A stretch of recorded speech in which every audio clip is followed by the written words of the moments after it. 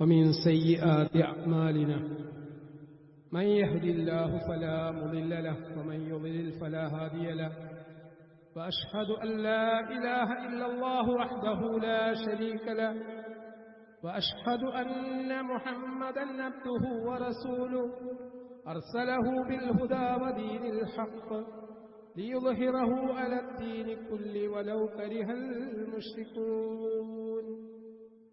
اللهم صل على محمد وعلى آل محمد كما صليت على إبراهيم وعلى آل إبراهيم إنك حميد مجيد. اللهم بارك على محمد وعلى آل محمد كما باركت على إبراهيم وعلى آل إبراهيم إنك حميد مجيد. أما بعد فإن خير الحديث كتاب الله وخير الهدي هدي محمد صلى الله عليه وسلم وشر الأمور محدثاتها وكل محدثة بدعة وكل بدعة ضلالة وكل ضلالة في النار. يا أيها الذين آمنوا اتقوا الله حق تقاته ولا تموتن إلا وأنتم مسلمون. أعوذ بالله من الشيطان الرجيم. بسم الله الرحمن الرحيم. يا أيها الذين آمنوا أنفقوا من طيبات ما كسبتم ومما أخرجنا لكم من الأرض ولا تيمموا الخبيث منه تنفقون ولستم بآخذيه إلا أن تغمضوا فيه واعلموا أن الله غني حميد.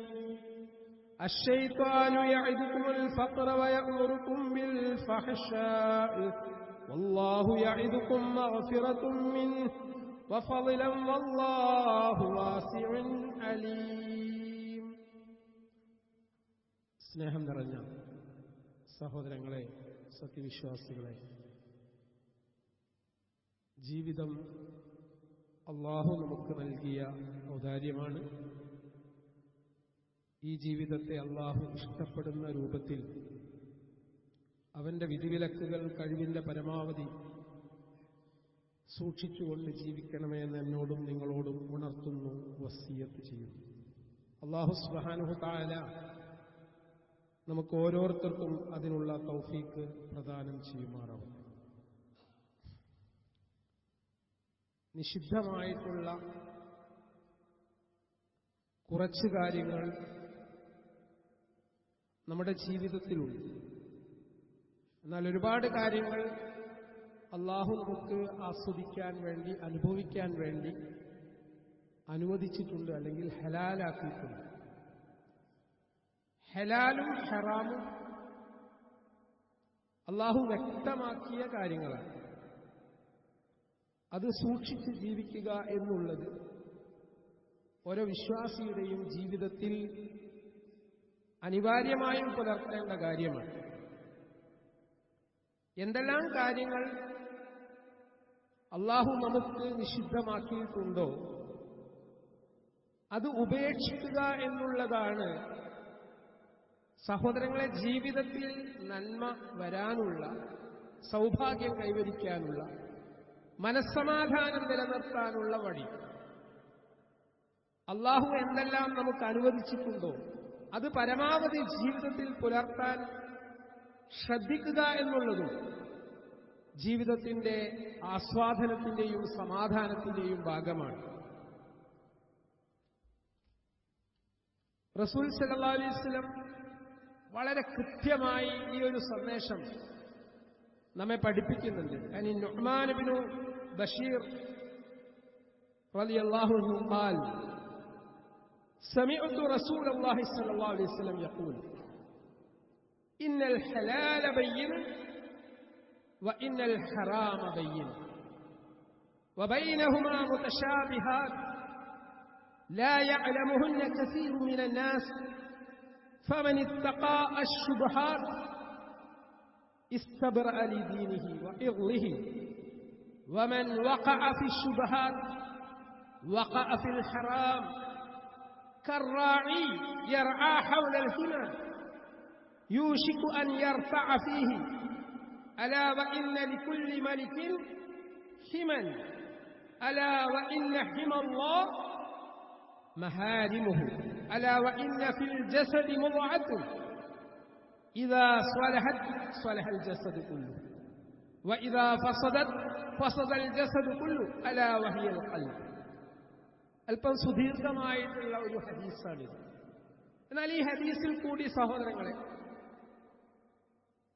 വളരെ പ്രധാനമായ ചില തത്വങ്ങൾ നമ്മെ റസൂൽ സല്ലല്ലാഹു അലൈഹി വസല്ലം പഠിപ്പിക്കുക.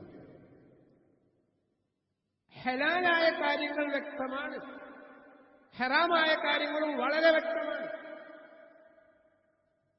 അറിവുള്ള ആളുകൾക്ക് കൃത്യമായിട്ട് ധാരണയുള്ള സംഗതിയാണ്. ഇപ്പൊ പലിശ ഹറാമാണ്, വ്യഭിചാരം ഹറാമാണ്, ഒരാളെ കൊല്ലുക എന്നുള്ളത് ഹറാമാണ്.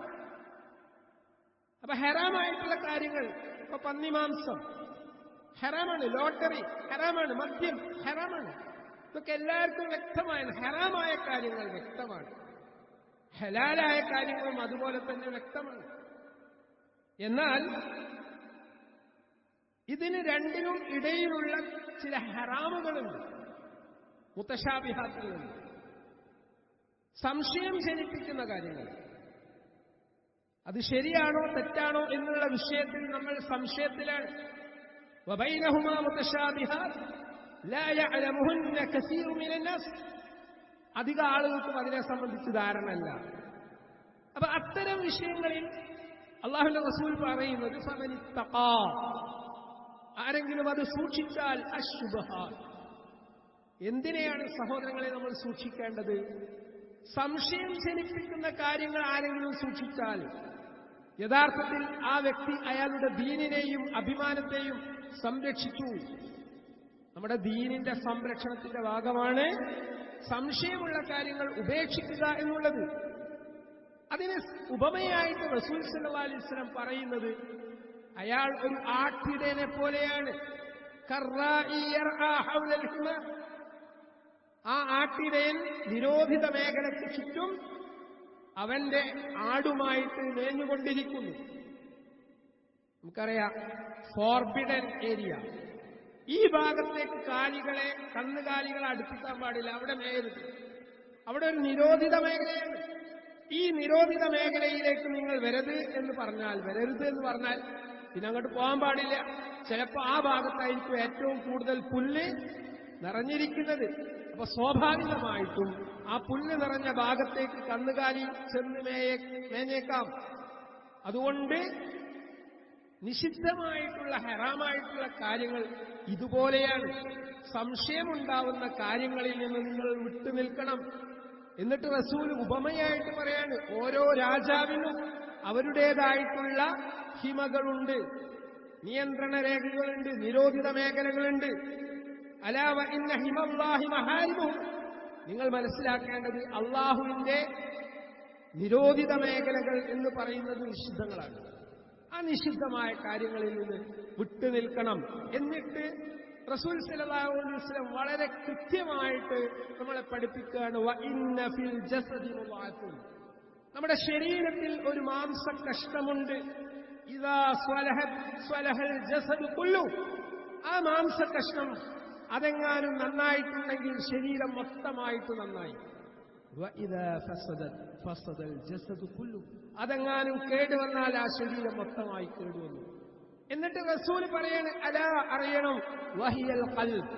അതാണ് ഹൃദയം. അപ്പൊ നമ്മൾ ഹൃദയത്തിൽ നന്മ കൈവരിക്കുന്ന, ഹൃദയത്തിൽ സൂക്ഷ്മതയുള്ള ആളുകളായി മാറണം. കാര്യങ്ങൾ വിവേചിച്ചറിയാനുള്ള ഏറ്റവും വലിയ ആയുധം നമ്മുടെ മനസ്സാണ്, ഹൃദയമാണ്.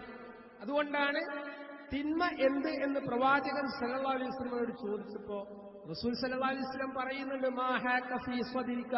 നിന്റെ നെഞ്ചിന്റെ അകത്ത് ചൊറിച്ചിലുണ്ടാക്കുന്ന, സംശയം ജനിപ്പിക്കുന്ന കാര്യം അത് തിന്മയാണ്. ആ കാര്യം നീ ചെയ്തിട്ടുണ്ടെങ്കിൽ, നിനക്ക് സന്തോഷം നൽകുന്നുണ്ടെങ്കിൽ അത് നന്മയാണെന്ന് മറ്റൊരു വചനത്തിൽ കാണാൻ സാധിക്കും. അപ്പോൾ വളരെ കൃത്യമാണ് സഹോദരങ്ങളെ, ഹലാലായി സമ്പാദിച്ച വസ്തു അത് നല്ല വസ്തുക്കൾ. ആ നല്ല വസ്തുക്കൾ നിങ്ങൾ ചിലവഴിക്കണമെന്ന് വിശുദ്ധ ഖുർആൻ സൂറത്തുൽ ബഖറ ആയത്തിൽ കൂടി അള്ളാഹു നമ്മെ പഠിപ്പിക്കുകയാണ്. യാ അയ്യുഹല്ലദീന ആമനൂ, വിശ്വസിച്ച ആളുകളെ, അൻഫിഖൂ മിൻ ത്വയ്യിബാതി മാ കസബ്തും വമിമ്മാ അഖ്റജ്നാ ലക്കും മിനൽ അർളി വലാ തയമ്മമുൽ ഖബീസ മിൻഹു തുൻഫിഖൂന വലസ്തും ബിആഖിദീഹി ഇല്ലാ അൻ തുഗ്മിദൂ ഫീഹി വഅലമൂ അന്നല്ലാഹ ഗനിയ്യുൻ ഹമീദ്. വിശ്വസിച്ചവരെ, നിങ്ങൾ സമ്പാദിച്ചുണ്ടാക്കിയ നല്ല ശുദ്ധമായ വസ്തുക്കളിൽ നിന്ന് നിങ്ങൾ ചിലവഴിക്കുകയും ഭൂമിയിൽ നിന്ന് നിങ്ങൾക്ക് നാം ഉൽപ്പാദിപ്പിച്ച് അല്ലെങ്കിൽ പുറപ്പെടുവിച്ച് തന്നിട്ടുള്ളതിൽ നിന്നും നിങ്ങൾ ചിലവഴിക്കുകയും ചീത്തയായിട്ടുള്ളതിനെ അതിൽ നിന്ന് തന്നെ ചിലവഴിക്കാനായി നിങ്ങൾ കരുതി വെക്കാൻ പാടില്ല. അതിന് ചീത്തയായ മലിനമായിട്ടുള്ള വസ്തുക്കളെ അള്ളാഹുവിന്റെ മാർഗത്തിൽ ചിലവഴിക്കാൻ വേണ്ടി നിങ്ങൾ എടുത്തു വെക്കരുത്. എന്തുകൊണ്ട്? കണ്ണടച്ചുകൊണ്ടല്ലാതെ നിങ്ങൾ അത്തരത്തിലുള്ളത് ഇങ്ങോട്ട് വാങ്ങുകയില്ലല്ലോ. അള്ളാഹു ആരുടെയും ആശ്രയം വേണ്ടാത്തവനും സ്തുത്യർഹനുമാണെന്ന് നിങ്ങൾ മനസ്സിലാക്കണം. അതായത് സമ്പത്ത്, സഹോദരങ്ങളെ, നമ്മൾ മനസ്സിലാക്കേണ്ട കാര്യം എന്താണ്? നല്ല സമ്പത്ത് അത് നന്നായിട്ടുണ്ടാക്കിയതാവണം. അത് അള്ളാഹ് ഇഷ്ടപ്പെടണമെങ്കിൽ ആ സമ്പാദ്യത്തിന്റെ മാർഗം നന്നായിരിക്കണം. ആ നല്ല സമ്പാദ്യം അത് ഒന്ന് നിങ്ങൾ അധ്വാനിച്ചുണ്ടാക്കിയതായിരിക്കും. ചിലപ്പോ അല്ലാഹു സുബ്ഹാനഹു തആല അവന്റെ വലിയ അനുഗ്രഹങ്ങൾ കൊണ്ട് നിങ്ങൾക്ക് ഉൽപ്പാദിപ്പിച്ചതായിരിക്കും.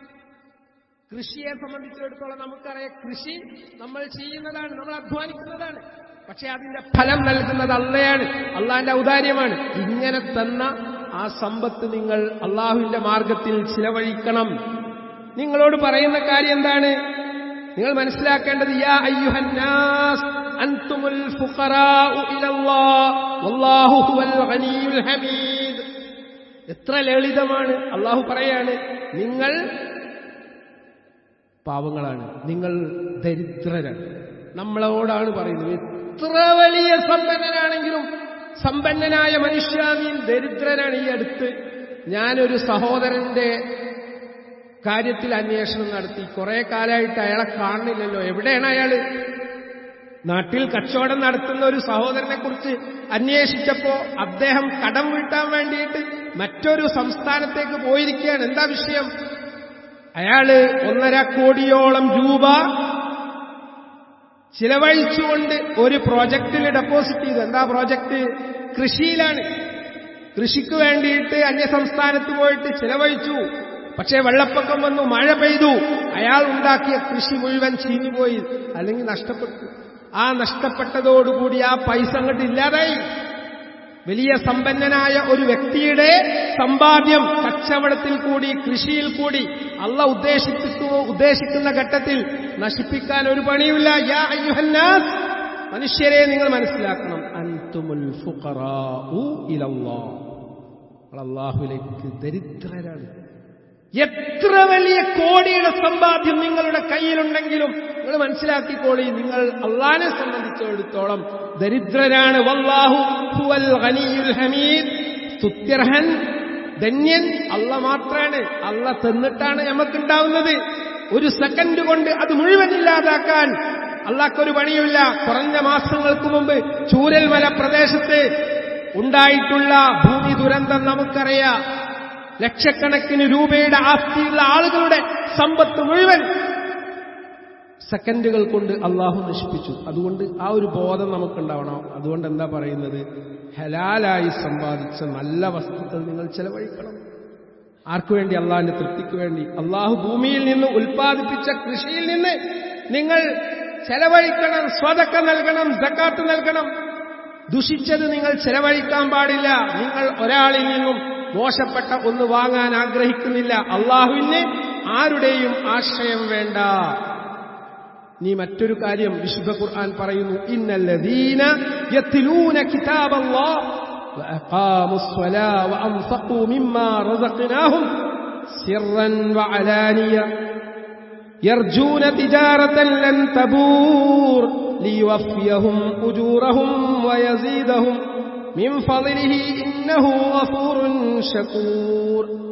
സൂറത്ത് ഫാത്തിറിലുള്ള 109 വചനാണ്. നമ്മൾ ശരിക്കും മനസ്സിലാക്കേണ്ട വലിയൊരു ഉത്ബോധന സന്ദേശമാണ് ഇവിടെ നൽകുന്നത്. അള്ളാഹുവിന്റെ ദീനിന്റെ മാർഗത്തിൽ നിങ്ങൾ സമ്പത്ത് ചിലവഴിക്കണം. എന്താ ഖുർആൻ പറയുന്നത്? അള്ളാഹുവിന്റെ ഗ്രന്ഥം പാരായണം ചെയ്യുകയും അള്ളാഹുവിന്റെ വേദഗ്രന്ഥമായ വിശുദ്ധ ഖുർആൻ പാരായണം ചെയ്യുകയും നമസ്കാരം നിലനിർത്തുകയും നാം നൽകിയതിൽ നിന്ന് രഹസ്യമായും പരസ്യമായും ചിലവഴിക്കുകയും ചെയ്യുന്നവർ ഒരിക്കലും നഷ്ടം പറ്റാത്ത ഒരു വ്യാപാരമാണ് പ്രതീക്ഷിക്കുന്നത്. ഇപ്പൊ എന്തൊക്കെ ബിസിനസ്സാണ് പൊട്ടിത്തകർന്ന് തരിപ്പണമാകുന്നത്. അങ്ങനെയുള്ള ഒരു കാലഘട്ടത്തിലാണ് നമ്മൾ ജീവിക്കുന്നത്. എന്നാൽ അള്ളാഹ് പറയാണ്, അള്ളാഹുവിന്റെ ഗ്രന്ഥം പാരായണം ചെയ്യുകയും നമസ്കാരം നിലനിർത്തുകയും നാം നൽകിയതിൽ നിന്ന് രഹസ്യമായും പരസ്യമായും ചിലവഴിക്കുകയും ചെയ്യുന്നവർ ഒരിക്കലും നഷ്ടം വരാത്ത ഒരു കച്ചവടമാണ് ചെയ്തുകൊണ്ടിരിക്കുന്നത്, പ്രതീക്ഷിക്കുന്നത്. എന്നിട്ട് ഖുർആൻ എന്താ പറയുന്നത്? അവർക്ക് തങ്ങളുടെ പ്രതിഫലം അള്ളാഹു നിറവേറ്റിക്കൊടുക്കുന്നതാണ്. ഉറപ്പായിട്ടും ആ ചെലവഴിക്കുന്നതിന് അള്ളാഹു പ്രതിഫലം നൽകും. അവന്റെ ദയാനുഗ്രഹത്തിൽ നിന്ന് അവർക്ക് വർദ്ധിപ്പിച്ചു കൊടുക്കുന്നതും അള്ളാഹ് ചെയ്യാൻ പോവുകയാണ്. നിങ്ങൾ സമ്പത്ത് ചെലവഴിക്കുന്നുണ്ടോ അള്ളാഹ്ക്ക് വേണ്ടി? ആ സമ്പത്ത് നൽകിയത് കൊണ്ട് ഒരിക്കലും നഷ്ടപ്പെടുകയില്ല, നഷ്ടപ്പെടില്ല. അതുകൊണ്ടാണ്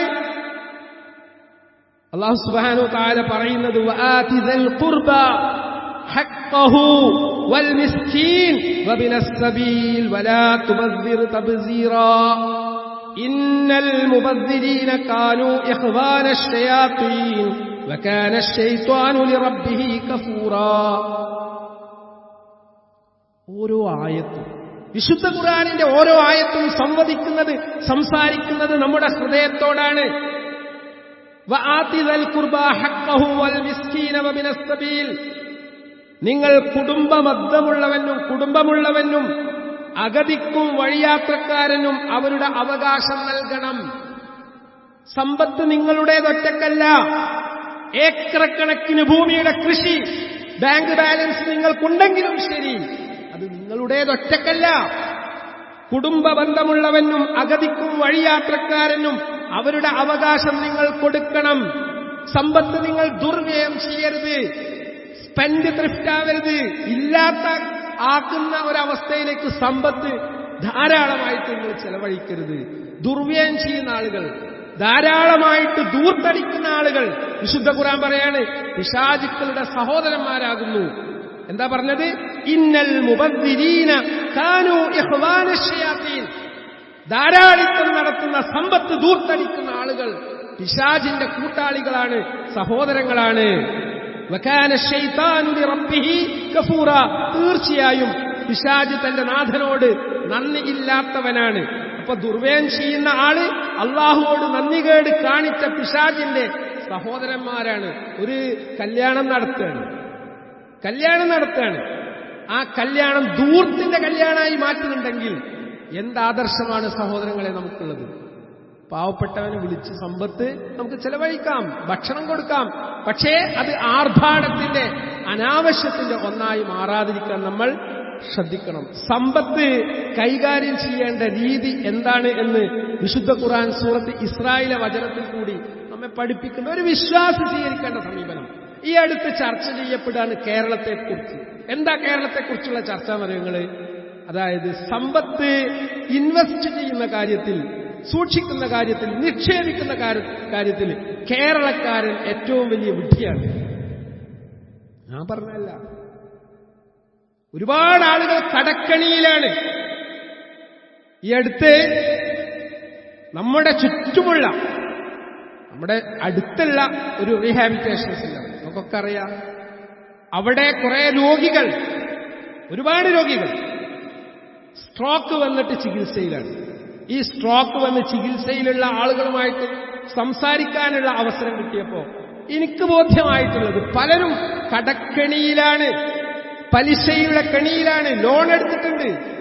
അള്ളാഹു നിഷിദ്ധമാക്കിയിട്ടുള്ള തെറ്റുകൾ നമ്മൾ ചെയ്യുമ്പോൾ അതിന്റെ പ്രത്യാഘാതം വളരെ വലുതാണ്. ولا تجعل يدك مغلولة إلى عنقك ولا تبسطها كل البسط فتقعد ملوما محسورا. വിശുദ്ധ ഖുർആൻ പറയാണ്, നീ നിന്റെ സ്വന്തം കൈ കഴുത്തിലേക്ക് ബന്ധിച്ചു വെക്കരുത്. പിശുക്ക് കാണിക്കരുത് എന്നാണ് പറഞ്ഞത്. അതായത് ഇങ്ങനെ കൈ ബന്ധിച്ചു വെക്കരുത്, ഞാൻ ഒരാൾക്കും 5 പൈസ കൊടുക്കൂല, അത് എന്റെ മുതലാണ് എന്ന് പറഞ്ഞു വെക്കരുത്. രണ്ടാമത് എന്താണ് പറഞ്ഞത്? അത് മുഴുവനായി തുറന്നിടുകയും ചെയ്യരുത്, അമിത ചെലവ് പാടില്ല. അങ്ങനെ ചെയ്തിട്ടുണ്ടെങ്കിൽ നീ ആക്ഷേപിക്കപ്പെടും, വ്യാകുലപ്പെടും. അങ്ങനെയുള്ള ഒരു ജീവിതം നീ നയിക്കേണ്ടി വരും. അപ്പോൾ ഒരു വിശ്വാസി സ്വീകരിക്കേണ്ട സമീപനം, പിശുക്കാൻ പാടില്ല, ധാരാളിക്കാൻ പാടില്ല. രണ്ടിനും ഇടയിലുള്ള സാമ്പത്തിക അച്ചടക്കം സ്വീകരിക്കാൻ വിശ്വാസി ബാധ്യസ്ഥനാണ്. ഇത് നമ്മൾ നിർവഹിക്കുന്നുണ്ടോ? ഈ നിർവഹിക്കാത്തത് കൊണ്ടാണ് ഇന്ന് ഒരുപാട് സാമ്പത്തികമായ ക്ലേശങ്ങൾ നമ്മുടെ സമൂഹം അനുഭവിക്കുന്നത്. അടുത്തുള്ള വീട് കണ്ടിട്ട് ഞാൻ വീടുണ്ടാക്കുകയാണ്, അതിനുള്ള ആസ്തി എനിക്കുണ്ടോ, വരുമാനമുണ്ടോ, ശമ്പളമുണ്ടോ, കൃഷിയുണ്ടോ, ഒന്നുമില്ല. നമ്മള് ധാരാളിത്തത്തിന്റെ ആളുകളായി മാറുന്നു, എന്നിട്ട് കടക്കണിയിൽപ്പെടുന്നു, അവസാനം ആത്മഹത്യയെ സംബന്ധിച്ച് ചിന്തിക്കുന്നു. സഹോദരന്മാരെ, സാമ്പത്തിക മേഖലയിൽ ജാഗ്രത പുലർത്താൻ നമ്മൾക്ക് സാധിക്കേണ്ടതുണ്ട്. നമ്മൾ നമ്മുടെ സമ്പത്ത് പാവങ്ങൾക്ക് വേണ്ടി ചിലവഴിക്കേണ്ടതുണ്ട്, അവരുടെ അവകാശം വീട്ടേണ്ടതുണ്ട്. അത് നമ്മൾ ശ്രദ്ധിച്ചിട്ടുണ്ടെങ്കിൽ ഒരുപാട് ഖൈറുകൾ അതിലുണ്ടാകും. അള്ളാഹു അതിനുള്ള തൗഫീക്ക് നമുക്ക് ഓരോരുത്തർക്കും പ്രദാനം ചെയ്യുമാറാവട്ടെ.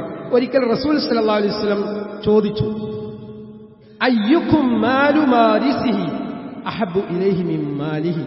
ഖാലു യാ റസൂലല്ലാഹ് മാ മിന്നാ അഹദുൻ ഇല്ലാ മാലുഹു അഹബ്ബു ഇലൈഹി ഖാല ഫഇന്നമാ ലഹു മാ ഖദ്ദമ വമാലു വാരിസിഹി മാ അഖറ. ബുഖാരി ഉദ്ധരിക്കുന്ന സ്വഹീഹായിട്ടുള്ള വചനം. എന്താണ് റസൂൽ സല്ലല്ലാഹു അലൈഹി വസല്ലം ചോദിച്ചത്? നിങ്ങളിൽ ആർക്കാണ് സ്വന്തം സ്വത്തിനേക്കാൾ അയാളുടെ അവകാശിയുടെ സ്വത്തിനോട് പ്രിയം ഉണ്ടാവുക? സ്വന്തം സ്വത്തിനേക്കാൾ അവകാശിയുടെ സ്വത്തിനോട് പ്രിയമുള്ളവർ ആരുണ്ട് എന്നാണ് റസൂൽ ചോദിച്ചത്. അപ്പോ സഹാബികൾ പറഞ്ഞു, അല്ലാഹുവിന്റെ ദൂതരെ, ഞങ്ങളിൽ എല്ലാവർക്കും കൂടുതൽ പ്രിയം അവനവന്റെ സ്വത്തിനോട് തന്നെയാണ്, സ്വന്തം സ്വത്തിനോടാണ് ഞങ്ങൾക്ക് ഞങ്ങളുടെ പ്രിയം. അങ്ങനെയല്ലാത്ത ഒരാളും ഞങ്ങളിലില്ല. അപ്പൊ റസൂൽ സല്ലല്ലാഹു അലൈഹി വസല്ലം അവർക്ക് മറുപടി പറഞ്ഞു കൊടുക്കുകയാണ്, എന്നാൽ അയാളുടെ സ്വന്തം സ്വത്ത് അയാൾ നേരത്തെ കൂട്ടി ചെലവ് ചെയ്തതത്രേ. എന്റെ സ്വന്തം സ്വത്ത് എന്താണ്? ഞാൻ ചെലവ് ചെയ്ത സ്വത്താണ് എന്റെ സ്വത്ത്. പിന്നേക്ക് എടുത്തു വെച്ചത് അയാളുടെ അനന്തരാവകാശിയുടെ സ്വത്താണ്. ആരങ്ങനെ ചിന്തിക്കലുണ്ടോ? നമ്മൾ ഇങ്ങനെ ഉണ്ടാക്കുക, പറയുന്ന ഞാനും കേൾക്കുന്ന നിങ്ങളും സമ്പത്ത് ഉണ്ടാക്കാനുള്ള ധൃതിയിലാണ്. എന്നാൽ സമ്പത്ത് നമ്മുടേതല്ലത്. ആ ചിലവഴിക്കാത്ത സമ്പത്ത് അനന്തരാവകാശിയുടേതാണെന്നാണ് റസൂൽ സല്ലല്ലാഹു അലൈഹി വസല്ലം പഠിപ്പിക്കുന്നത്. സഹോദരങ്ങളെ, സത്യം മനസ്സിലാക്കുകയും അതനുസരിച്ച് ജീവിതം ക്രമീകരിക്കുകയും ചെയ്യുക. അള്ളാഹു നമ്മെ അനുഗ്രഹിക്കട്ടെ.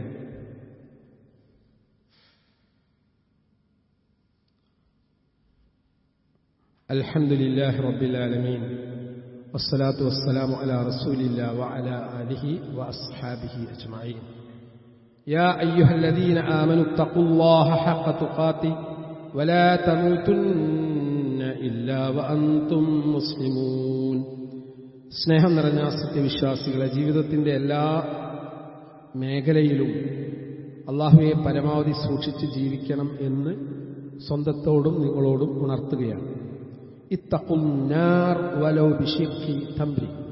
മുത്തഫഖുൻ അലൈഹി. റസൂൽ സല്ലല്ലാഹു അലൈഹി വസല്ലം ഉണർത്തുകയാണ്, ഒരു കാരക്ക ചീളുകൊണ്ടെങ്കിലും നിങ്ങൾ നരകത്തിന്റെ ശിക്ഷയെ സൂക്ഷിക്കുക. എന്താണ് പറഞ്ഞത്? വളരെ ഭയാനകമായ ശിക്ഷ വരാനിരിക്കും. അന്നാറു ഹഖ്ഖുൻ വൽ ജന്നതു ഹഖ്ഖുൻ. സ്വർഗം സത്യമാണ്, നരകവും സത്യമാണ്. അത് അല്ലാഹ് റെഡിമെയ്ഡാക്കി ഉണ്ടാക്കി വെച്ചിട്ടുണ്ട്, അതവിടെ ഉണ്ട്. അതുകൊണ്ട് ഇത്തഖുന്നാർ, സഹോദരങ്ങളെ, നാം സൂക്ഷിക്കണം, നരകത്തെ സൂക്ഷിക്കണം. വലൗ ബിശിഖ്ഖി തംരി, ഒരു കാരക്ക ചീള് കൊണ്ടെങ്കിലും. അത്രമാത്രം പ്രാധാന്യമുള്ള ഒന്നാണ് ദാനധർമ്മം. റസൂൽ സല്ലല്ലാഹു അലൈഹി വസല്ലം പഠിപ്പിക്കുകയാണ്, മാ മിൻ യൗമിൻ യുസ്ബിഹുൽ ഇബാദു ഫീഹി ഇല്ലാ മലകാനി യൻസിലാനി ഫയഖൂലു അഹദുഹുമാ അല്ലാഹുമ്മ അഅതി മുൻഫിഖൻ ഖലഫൻ വയഖൂലുൽ ആഖർ അല്ലാഹുമ്മ അഅതി മുംസികൻ തലഫൻ. മുത്തഫഖുൻ അലൈഹി. വളരെ ലളിതമായ ഹദീസ്. പ്രഭാതമുണ്ടാകുന്ന ഒരു ദിവസമെങ്കിലും 2 മലക്കുകൾ ഇറങ്ങുകയും കൂട്ടത്തിൽ ഒരു മലക്ക് അല്ലാഹുവേ നീ ചിലവഴിക്കുന്നവർക്ക് പകരം നൽകണമേ എന്നും, മറ്റേ മലക്ക് അല്ലാഹുവേ ചിലവഴിക്കാതെ വെച്ചുകൊണ്ടിരിക്കുന്നവർക്ക് നാശം പ്രദാനം ചെയ്യണമേ എന്നും പ്രാർത്ഥിച്ചുകൊണ്ടിരിക്കുകയും ചെയ്യാതിരിക്കുകയില്ല. എന്താണ് ഈ പറഞ്ഞത്? 2 മലക്കുകളെ അല്ലാഹു സുബ്ഹാനഹു വ തആല നിയോഗിച്ചിട്ടുണ്ട്. അത് ഒരു മലക്കിന്റെ ഡ്യൂട്ടി എന്താണ്? സമ്പത്ത് അള്ളാഹിന്റെ ദീനിന്റെ മാർഗത്തിൽ ചിലവഴിക്കുന്ന ആൾക്ക് വേണ്ടി ദുആ ചെയ്യാനാണ്. ആ മലക്ക് പ്രാർത്ഥിക്കുന്നത് ഈ ചിലവഴിക്കുന്ന ആളുകൾക്ക് അള്ളാഹുവെ പകരം നൽകണമേ, പകരം നൽകണമേ എന്ന ഒരു ദുആ ചെയ്യുന്നു. മറ്റേ മലക്കെന്താണ്? സമ്പത്ത് പിടിച്ചു വെക്കുന്ന, പിശുക്കി വെക്കുന്ന ആൾക്ക് അവന്റെ സമ്പത്ത് നശിക്കണമേ എന്ന് പ്രാർത്ഥിക്കാനാണ് നിയോഗിച്ചിരിക്കുന്നത്. ഏത് വിഭാഗത്തിലാണ് നമ്മൾ പെടേണ്ടത് എന്നാണ് നമ്മൾ ചിന്തിക്കേണ്ടത്. സമ്പത്തിൽ സഹോദരങ്ങളെ ബർക്കത്ത് ലഭിക്കണമെങ്കിൽ നമ്മൾ ശ്രദ്ധിക്കേണ്ട ചില കാര്യങ്ങൾ സാന്ദർഭികമായി സൂചിപ്പിക്കണം. അത് ഏറ്റവും പ്രധാനപ്പെട്ട വിഷയം.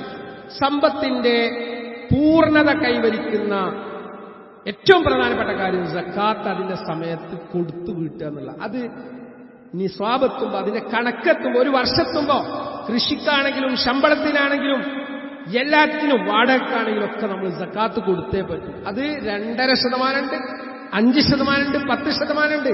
അത് നമ്മൾ ചോദിച്ച് അന്വേഷിച്ച് പഠിച്ച് ചെയ്യണം.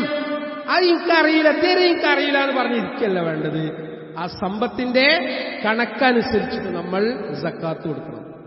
അത് നിർബന്ധ ബാധ്യതയാണ്. സക്കാത്ത് എന്നുള്ള നിർബന്ധമാണ്. സ്വതക്ക എന്ന് പറയുന്നത് ദാനധർമ്മം. ഒരു പള്ളിയിൽ ഒരു പിരിവ് വരുമ്പോൾ നമ്മൾ 100 200 എടുത്തു കൊടുക്കുന്നത് സ്വതക്കയാണ്, അത് സക്കാത്തല്ല. അത് നമ്മൾ ധാരാളമായി കൊടുക്കണം എന്നാണ് രണ്ടാമത് പറയാനുള്ളത്.